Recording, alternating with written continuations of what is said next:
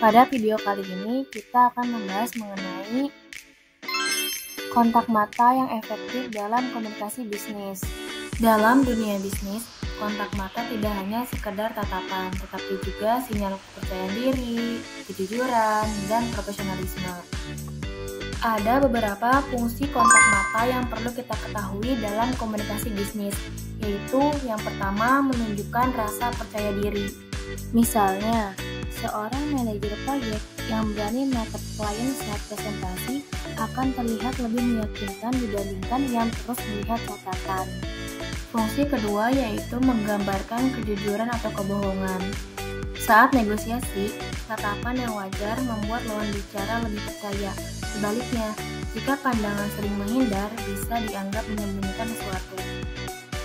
Fungsi ketiga menunjukkan perhatian. Contohnya, seorang sales yang fokus menatap pelanggan ketika mendengarkan kebutuhan mereka akan terlihat lebih peduli dibandingkan yang sibuk menoleh ke arah lain. Fungsi keempat, mengungkapkan emosi. Misalnya, seorang karyawan yang antusias terhadap ide baru bisa terlihat dari matanya yang berbinar, bahkan sebelum ia berbicara.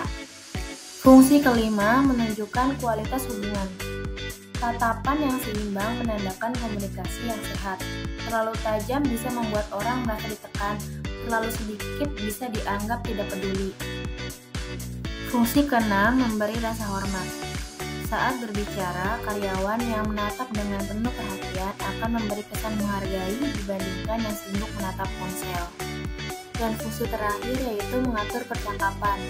Misalnya setelah selesai berbicara, seseorang menatap lawan bicara untuk memberi isyarat bahwa giliran bicara sudah berpindah. Setelah tahu fungsinya, bagaimana sih cara melakukan kontak mata yang tepat? Nah, ada beberapa teknik yang bisa kita gunakan dalam berkomunikasi bisnis. Pertama, teknik segitiga. Teknik ini dilakukan dengan mengarahkan pandangan secara bergantian ke 3 titik pada wajah lawan bicara, yaitu mata kanan, mata kiri, dan mulut. Cara ini membuat tatapan terlihat natural, tidak terlalu tajam, dan tidak menatap satu titik terlalu lama. Teknik kedua yaitu aturan 3-5 detik. Kontak mata sebaiknya dijaga selama 3 hingga 5 detik sebelum dialihkan. Jika terlalu singkat, kita akan tampak kurang percaya diri, namun jika terlalu lama bisa dianggap menantang atau membuat lawan bicara tidak nyaman. Teknik ketiga yaitu mengalihkan pandangan secara alami. Setelah melakukan kontak mata, sebaiknya pandangan tidak terpaku terus-menerus. Pandangan bisa dialihkan sebentar ke arah lain, seperti catatan atau layar presentasi, lalu kembali lagi ke audiens. Teknik ini membantu menciptakan ritme komunikasi yang lebih wajar. Setelah mengetahui tekniknya, sekarang mari kita lihat bagaimana kontak mata bisa diterapkan dalam berbagai situasi bisnis. Contoh dalam situasi presentasi bisnis.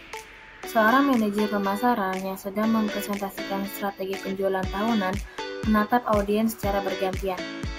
Saat menjelaskan data penjualan, ia menatap audiens secara langsung selama 3 hingga 5 detik sebelum beralih ke kelompok lain. Hal ini membuat audiens merasa diperhatikan dan lebih fokus terhadap isi presentasi. Contoh dalam situasi negosiasi bisnis. Seorang pengusaha yang sedang bernegosiasi kontrak dengan mitra menatap lawan bicara ketika menyampaikan penawaran harga.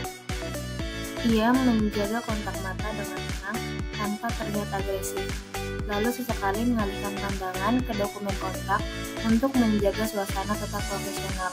Hal ini menunjukkan keseriusan dan keyakinan terhadap kesepakatan yang diusulkan. Dalam situasi wawancara kerja, seorang kandidat yang sedang diwawancarai mengenai pengalaman kerjanya menatap pewawancara dengan pandangan tenang saat menjawab pertanyaan. Ia tidak menatap berlebihan, melainkan sesekali mengalihkan pandangan untuk berpikir sebelum kembali menatap pewawancara. Hal ini menunjukkan rasa percaya diri sekaligus kesopanan. Kesimpulannya, kontak mata bukan sekadar tatapan, tetapi bahasa tubuh yang bisa menentukan sukses atau tidaknya komunikasi bisnis. Dengan teknik dan penerapan yang tepat, kontak mata mampu membangun kepercayaan, memperkuat kesan, dan meningkatkan profesionalisme.